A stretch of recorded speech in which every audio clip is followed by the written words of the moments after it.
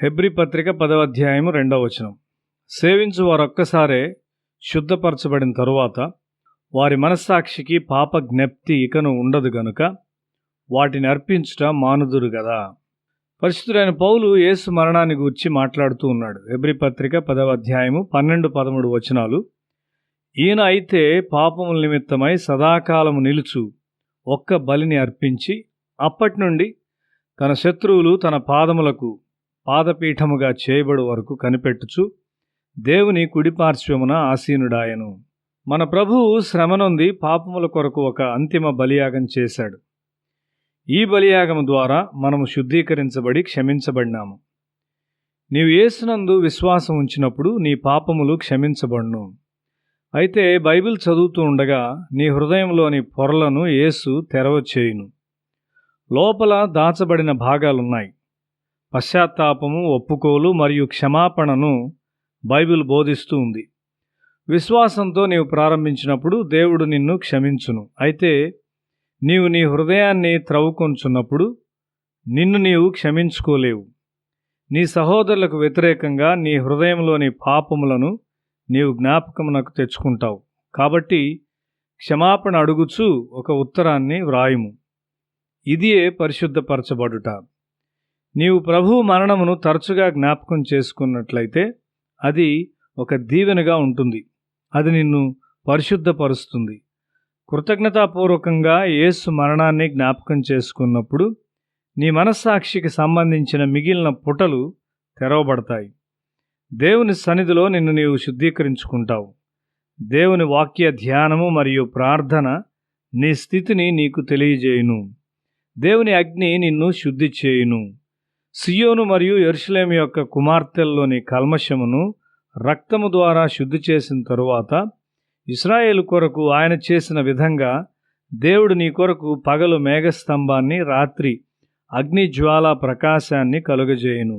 చాలా కాలం క్రిందట ఇశ్రాయేలీలు రాత్రింబవళ్ళు దేవుని సన్నిధిని గూర్చిన గ్రహింపును అనుభవించిన విధముగా నీవు కూడా దేవుని సన్నిధిని ఆనందించెదవు.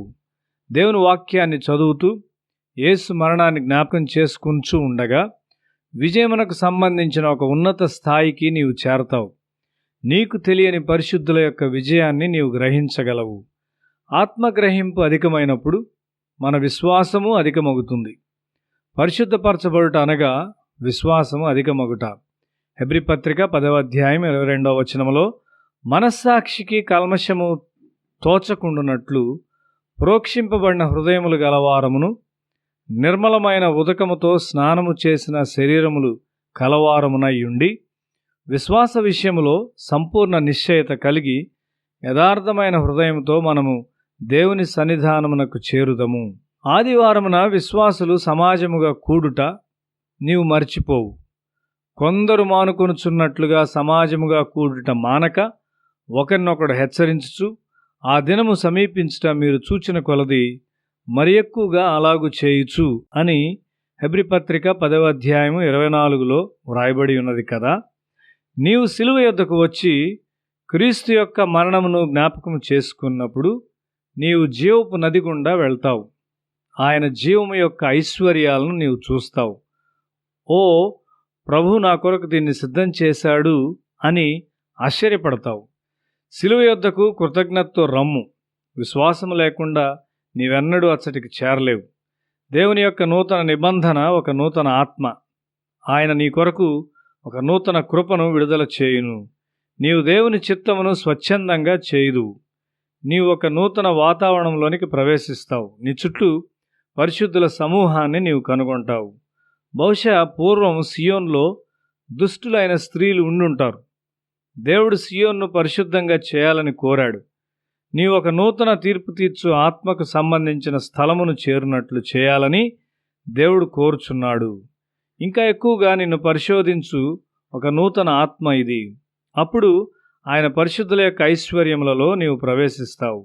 ఐశ్వర్యమంతయు నీది అని నీవు తెలుసుకుంటావు. అది ఒక నూతన నిబంధన. ఆయన మరణము ద్వారా నీవు దానిలో ప్రవేశిస్తావు.